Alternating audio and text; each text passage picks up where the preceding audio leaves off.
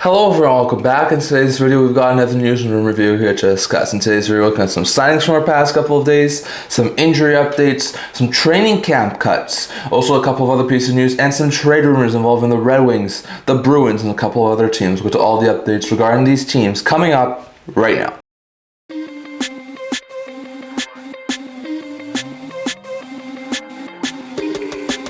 Hello everyone, welcome back to another video here at the End-to-End Hockey channel. Now before we get into this video, don't forget to like this video and subscribe down below. Thank you for all of your support. I would never be able to do this without all of you guys. So if you haven't already, don't forget to subscribe button down below. Don't forget to leave a comment. We're on the road to 1,000 subscribers. And don't forget to stay tuned for videos coming out in the very near future. So in today's video, we've got a lot of things to talk about here. So we're going to start off with a couple of signings from our past couple of days. Only two signings to talk about here from our past couple of days. So just want to touch on these two things here. So first, the Dallas Stars have signed Jackson Kuder, who's a left winger.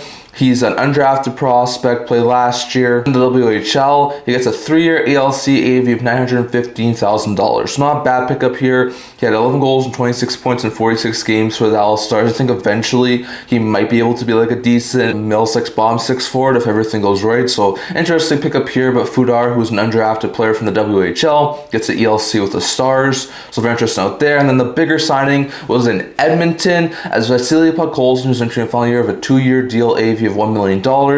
He's a left winger. He's 24 years old. He was supposed to be an RFA this upcoming offseason. Is now no longer going to need RFA status. He signs a 3-year extension with the Edmonton Oilers with the AAV of $2.95 million to keep him in Edmonton for the next 4 seasons. So it's not a bad pickup here for the Oilers. Podkolzin last year had 8 goals and 24 points in 82 games with the Edmonton Oilers, which is just a few points shy of his career high he had in his first rookie season in Vancouver when he had 14 goals and 26 points. But it's definitely his highest point total he's had since the 2021-2022 season. So really good stuff there from Podkolzin. He was also a real force to be reckoned with in the postseason. So I think the Oilers view him as like a solid middle six forward going forward, who can put up like 10 to 15 goals, like 30 to 35 points in any given season. So very interesting pickup here, and I think 3 years, just under $3 million isn't a terrible contract for Podkolzin. So very interesting out there. But those are our two signings from our past couple of days, as Podkolzin's gone a 3-year extension by Edmonton, and Kuder signed a 3-year ELC in Dallas. So very interesting out there. Next, going over to some injury updates, training camp cuts, and other pieces of news. So we're going to start off with the injury updates, a couple of very intriguing injury updates here, with us being just under 2 weeks away from the start of the NHL's regular season.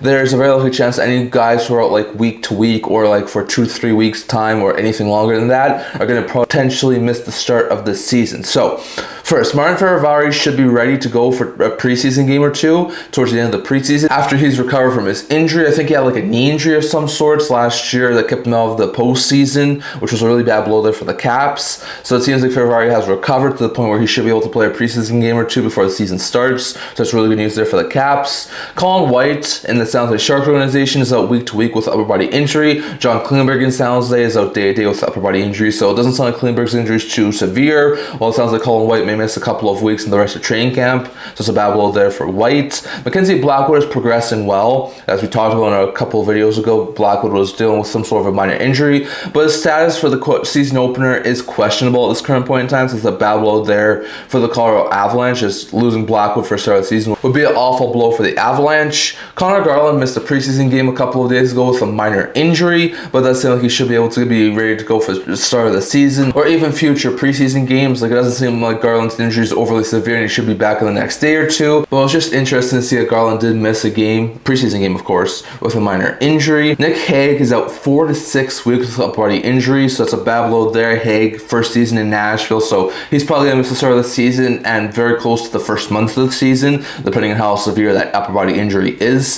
So it's a bad blow there. Drake Batherson is questionable for the start of the season with an upper body injury. It's a bad blow there for the Sens. Batherson's a really good piece. If they lose him for any significant period of time, it's bad. It just sounds like he's only going to be out for 2 or 3 weeks, but that puts him close to the start of the season, so that's why he's questionable. Anders Lee is out 1 to 2 weeks with an upper body injury, so the same thing as Batherson, might miss the start of the season. And then Nico Sturm is going to be out for the next 4 days to a week with a back injury, so it doesn't seem like Sturm is going to be an overly significant injury, and he should be ready to go for the last few games of preseason, but very interesting out there. here. So some very interesting injury updates regarding Seravalli, White, Klingberg, Blackwood, Garland, Hague, Batherson, Lee, and Sturm. So very interesting note there. Next, going over to some training camp cuts. So I think we started this last video, so we're going to continue on. There have been more training camp cuts since then. So look at all these guys here. So Calgary's cut 2 players, including moving Jacob Battaglia to the OHL. Chicago's cut 4 players, including moving Merrick Vanacker to the OHL. Columbus has cut 5 players, including moving Charlie Elick and Evan Gardner to the WHL. Dallas has cut 1 player. Florida cut 16 players from training camp, including moving the recent pick in the 2025 draft, Moses, to the OHL. The Islanders cut 1 player, and that was moving Kashawn Aitchison back to the OHL. Philadelphia cut 3 players. Pittsburgh cut 1 player. Tampa cut 10 players, including moving Zacha and Sam O'Reilly to the OHL. Toronto cut 1 player. Utah cut 6 players, and Washington cut 9 players. So those are all the training camp cuts from our past couple of days. Most of them were low-end guys, but a couple of very interesting names that have just been cut. So very interesting note there. And lastly, going over to a couple of pieces of news. So first, when it comes to some indefinite leaves of absence, Joseph Woll, for undetermined reason, and Vasily Podkolzin, because his father just passed away, have both been given indefinite leaves of absence from the Leafs and Oilers respectively. So no timetable for their returns. I don't know why Woll's left. I haven't really gotten very much info on that. So I'm not sure if it's for like some sort of an injury or if there's something personal with his family or something personal for himself. So I don't know what's going to happen there. Podkolzin, unfortunate news that his father passed away, so we wish him the condolences, and hopefully these guys don't come out for an overly long period of time because the season does start in a week and a half. So very interesting note there, but Woll and Podkolzin, at least for the current time, are going to be away from their teams. The Devils and Luke Hughes, according to some recent reports, are currently far apart on an extension. That's not good news. Like we just said, week and a half away from the start of the season. Training camp is almost done, and Hughes has not gone into any sort of games. We've seen this happen time and time again. Even if players get signed just before the start of the season or just after the start of the season, that following season after they get signed, they're never usually the same as they were the previous years because they didn't have the training camp stuff. So very interesting note there, but it seems like they're very far apart on a deal. It seems like they both really want a longer term extension. It just seems that they can't work out the money at this current point in time. So we'll have to wait and see on when and if Devils and Luke Hughes get that extension in place. Next, we went to Florida Panthers. Not interesting things here, but they released Daniel Walcott and Joseph Lapina on PTOs. Not too surprised there. Lapina and Walcott are AHL level guys. They didn't make the team, so they were both cut from training camps. Not too surprised there. Shane Pinto's price tag, according to a couple of recent reports, I think it was Frank Seravalli on the TSN stuff was talking about this, and he says that the Sens center Shane Pinto was entering the final year of his deal may command somewhere in the $7 million mark on his new extension. Now I'm not sure if this is exactly right. Like I think Seravalli was just spitballing here, but Pinto's been a really solid piece for Ottawa Senators. I think he's a really solid guy. $7 million is quite a bit for Pinto. Like I think he could be like a $4.5 to maybe $6 million center. I'm not sure if $7 million is where Ottawa will want to go. Maybe it's the sort of money that Pinto's going to be looking for, so we're going to have to wait and see on that. But according to some reports, I think it was from Corrado on TSN, or at least one of those TSN people, they said that Pinto's price tag may reach above $7 million on a new extension. That would be scary for Ottawa trying to sign him.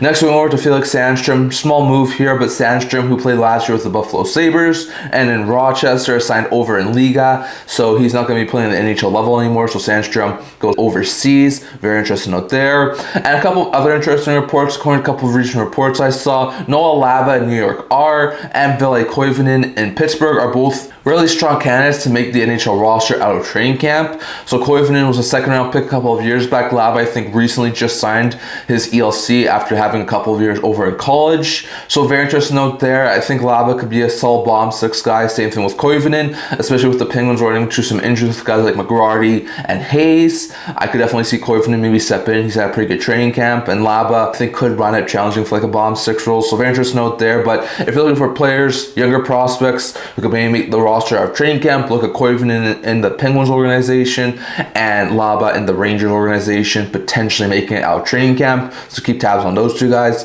Those are all the injury updates, training camp cuts, and news updates from our past couple of days. Next, going over to the trade rumors. So lastly here, going over to a couple of trade rumors. We've got a couple of things to talk about here. So first, when it comes to a couple of potential centers who could be dealt. Now, if this was another article, no insiders linking it, this is an article I stumbled across saying that a couple of the centers who could be dealt early on into the season, if their teams don't do overly well, would be be Alex Wennberg, Jean-Gabriel Pageau, and Charlie Coyle. Now, Coyle was just acquired by the Columbus Blue Jackets this past offseason. He's a really solid second-line center. The Jackets seem to be a team who's trending towards a playoff spot, but if they have a slow start, and if by the trade deadline maybe they want to try and move off a couple of their pending UFAs, Coyle would make some sense. He's entering the final year of his deal, has just over a $5 million cap, and he's a really solid second, potentially, but mostly a third-line center. He's a guy who can really strengthen a team center group. So then we know there's a couple of teams, namely Carolina, Montreal, Vancouver, and a couple of others who could really use some center help.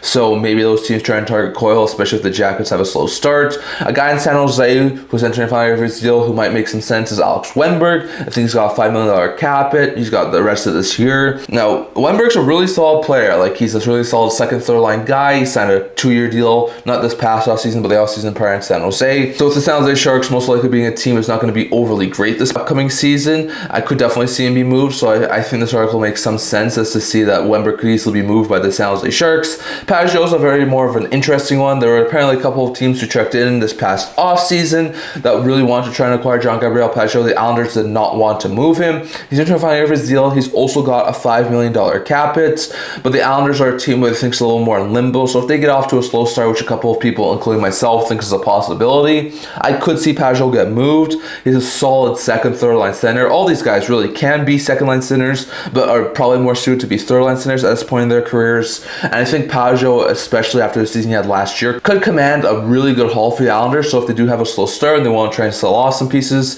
before the start of the season, I could definitely see Pageau be a really solid fit there for a number of teams, especially teams like the Canucks, Habs, and Canes, who are in desperate need of some center help. So we'll have to wait and see on that, but keep your eye on Pageau, Wennberg, and Coyle in NYI, San Jose, and Columbus. Those could be some of the first centers that teams target if those teams get off to slow starts. So we'll have to wait and see on that. Next, going over to the Detroit Red Wings. According to the Detroit Hockey Now, apparently if the Vancouver Canucks are not looking overly good and they still are in sell mode, either by this trade deadline or next trade deadline, the article that I saw mentioned that the Detroit Red Wings would be a really good fit for Quinn Hughes. Now, the Red Wings surprisingly had a chance to select Quinn Hughes in the 2018 draft. They wound up going with Filip Zadina over Quinn Hughes. I think Quinn Hughes was taken next in that draft.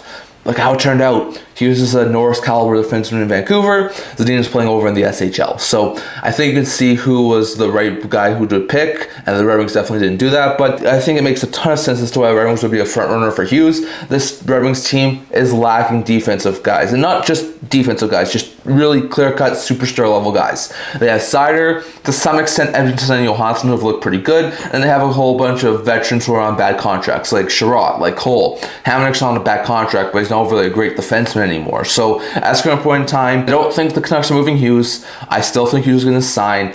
But if it came to a point where the Canucks were trying to move Hughes and try and get the best offer either this offseason or this trade deadline or the 2026 trade deadline, the Red Wings do make tons of sense because they definitely need a top four defenseman. Imagine a top pair in Detroit of Quinn Hughes and Moritz Seider. And the Red Wings do have a couple of decent prospects that could try and trade to try and pry Quinn Hughes out of Vancouver. Like, it's not out of the realm of possibility. I just think it's a very, very, very, very, very unlikely possibility that Hughes gets moved in general and that Detroit is able to acquire him. So I'll have to wait and see on that. But keep your eye on Detroit. If Hughes' name starts to come up, if the Canucks really do feel like they need to move on from him, I think Detroit could be a really good fit and a really good landing spot for Quinn Hughes. So I'll have to wait and see on that. And lastly, going over to Frank Seravalli, who was mentioning the Boston Bruins recently, and he says that Pavel Zacha, for the right price, is available. So we talked about recently, I think it was from James Murphy, that the Bruins are not shopping Zacha and that teams are inquiring and trying to acquire Zacha, not vice versa. But Frank Seravalli does mention that if the right deal came along and the Bruins were alright with it, Zacha could be moved as early as right now. So once again, I think it's just the fact that the Bruins haven't gotten the right offer for him. Zacha's got this year and next year left on his contract.